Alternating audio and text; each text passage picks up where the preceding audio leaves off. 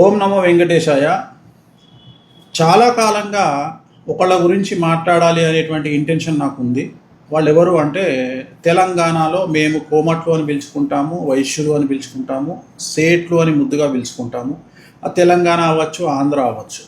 So నా దగ్గరకు వచ్చే క్లయింట్లు కానీ, లేదా నాతో సన్నిహితంగా ఉండే జనాలు కానీ, నాతో చాలా రోజులు ట్రావెల్ చేస్తున్నటువంటి కుటుంబాలను కానీ, వీళ్ళందరినీ చాలా దగ్గర నుండి గమనించిన తర్వాత నాకు ఒక విషయం అర్థమైంది. ఏమిటంటే, జనరేషన్ ఎంత ముందుకెళ్ళినా, పాశ్చాత్య సంస్కృతి ఎంత ముందుకెళ్ళినా, ఇంకా సంస్కృతి సాంప్రదాయాలు ఆచార వ్యవహారాలను పాటిస్తున్నటువంటి కులం ఏదైనా ఉందా అంటే అది కోమట్లు అని చెప్పాల్సి ఉంటుంది.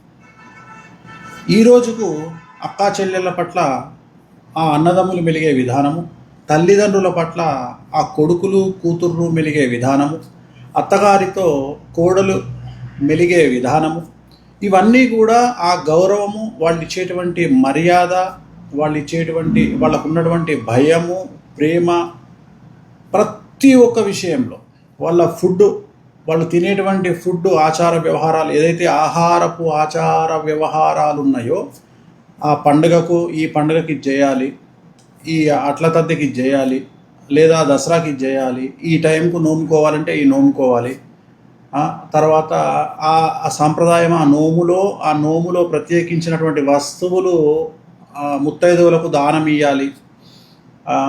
ఏదైనా తీర్థయాత్రలకు వెళ్ళేసి వచ్చిన తర్వాత వాళ్ళు చేసేటువంటి పూజలు, అలాగే అన్నిటికంటే గొప్పగా అనిపించేటువంటివి వడి బియ్యము అనేటువంటి సాంప్రదాయము ఇంకా తెలంగాణలో ఉన్నది అంటే దానికి ఖచ్చితంగా 90% కారకులు వైశ్యులు, అంటే కోమట్లు.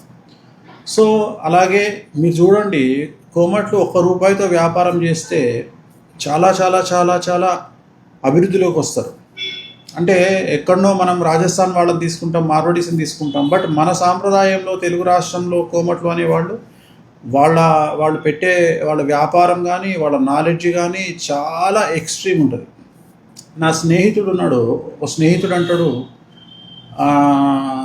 అంటే కోమట్ల యొక్క సిస్టమ్ చెప్తా ఉన్నా, వైశ్యుల సిస్టమ్ చెప్తా ఉన్నా, ఏట్లో పోసే బియ్యం డబ్బులు కూడా వేయించిపోయాలంటే మనం చెరువులో డబ్బులు పడేస్తే ఎన్ని డబ్బులు పడేస్తున్నామో లెక్కబెట్టి పడేయాలి. అంటే ఎంత ప్రాసెస్ ఉంటుంది అనేది మీరు అర్థం చేసుకోండి.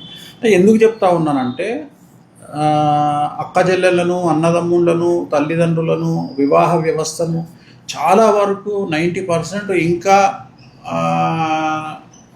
వాటిని అనుకరిస్తున్నారు అంటే వైశ్యులు అనేటువంటి వాళ్ళు చాలా చాలా చాలా సమాజానికి ఉపయోగకరము. అలాగే ఊర్లలో కూడా పెట్టుబడుల విషయంలో, పంట పెట్టుబడి విషయంలో, ఆలుగడ్డ కానీ, వరి కానీ, ఇతరత్ర రైతులు పండించుకునేటువంటి ధాన్యాల విషయంలో కానీ వాళ్లకు పెట్టుబడి ఇవ్వడము, వాళ్ళ యొక్క వస్తువును తిరిగి కొనుగోలు చేసి మార్కెట్కు పంపించడము, ఇప్పటికీ కూడా ఇంకా ఊర్లలో వైశ్యులు చాలామంది ధనాన్ని సహాయంగా ఇవ్వడము, చిట్టీల రూపంలో బిజినెస్ చేయడము, అలాగే రైతులకు పెట్టుబడి విషయంలో హెల్ప్ చేయడము.